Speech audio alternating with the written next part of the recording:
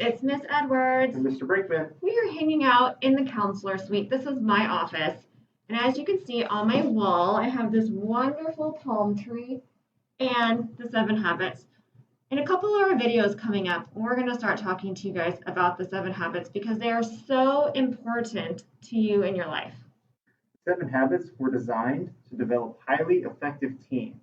So everything you read in each habit and every detail within each habit is going to benefit you in your life moving forward. You'll see all of your teachers have probably already talked to you about the 7 habits or going to start doing it soon.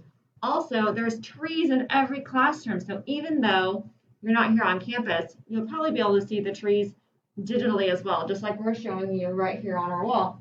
The first habit number 1, is be proactive. Right, so that's what we're going to talk to you about a little bit today. When I think of being proactive, I think about knowing myself, and when I'm feeling sad or when I'm feeling anxious and that feeling comes that I know really, really well, what can I do to be proactive so that I don't find myself in a major funk?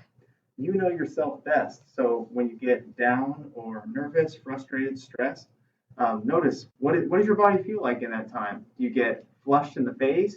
Do your hands get clammy? Do you start to become unfocused? Yeah, and what is something you can do to be proactive to help get yourself out of that situation? There's a couple of things you can do. In our Google Classroom, you can fill out one of those counseling forms and talk to one of us about it. There's also a couple other things you can do. I like to read. Here's a book that Miss Snelling just gave me yesterday. I love to read. So to get myself out of my funk and to be proactive about it, I try reading. What do you do, Mr. Brinkman?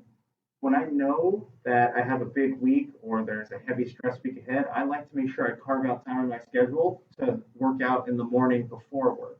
If I don't be proactive and make sure I have that time, then the rest of the day, the rest of the week really is negatively impacted.